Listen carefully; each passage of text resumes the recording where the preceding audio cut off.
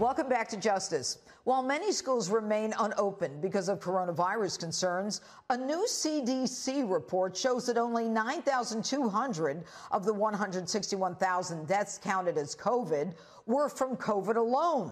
The other 94% had contributing conditions. Dr. Robert Hariri is the founder and CEO of Cellularity, and he joins me now with more. All right, doctor. So if 6% of the 161,000 died from COVID alone, is the mortality rate really reflecting the people who are dying of COVID?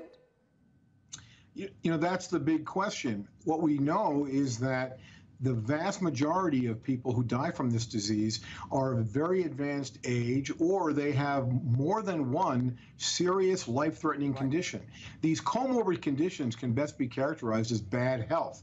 They include things like diabetes, high blood pressure, pre-existing cardiac disease, immunologic disease, and it shouldn't be a surprise to anybody that these people are at risk of dying regardless of the precipitating factor. These are the people who unfortunately pass away during heat waves or just when they're exposed to things like seasonal flu. So what's striking, though, is that the CDC data really suggests that had we paid more attention to the pre-existing diseases and had we used that as a factor in who we should protect. In other words, we know who's got diabetes and hypertension and heart disease. If we knew that and we focused our isolation measures and our protective measures on them and allowed the rest of the population to go about their business, we might be in a very different position today.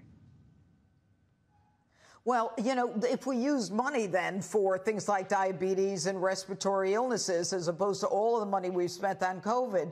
But, you know, there was some argument at the beginning that this would be so horrible that the president shut down the economy.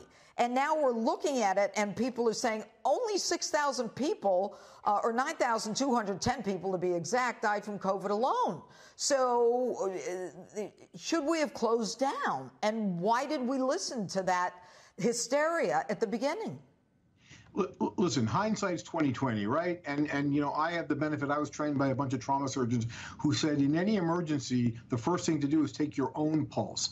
I don't like the fact that we jumped to a very aggressive posture about this based upon reliance of one epidemiologic model produced by a professor at Imperial College London, Professor Ferguson, who has a track record of outlandishly overblown and alarmist predictions on these sorts of viral illnesses. You know, he's the guy who said that in response to the swine flu or mad cow disease that millions of people were going to die.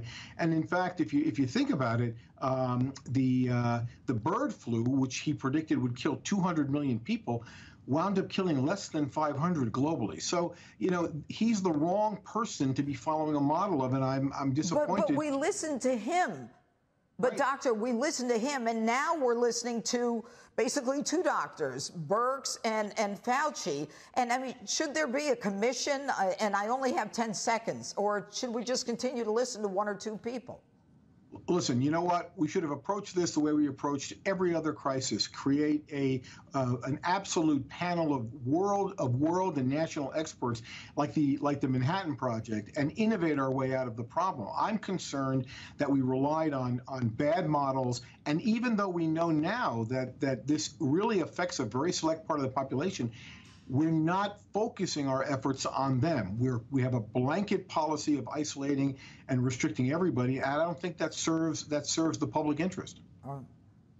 Dr. Robert Hariri, thank you so much for being with us on Justice.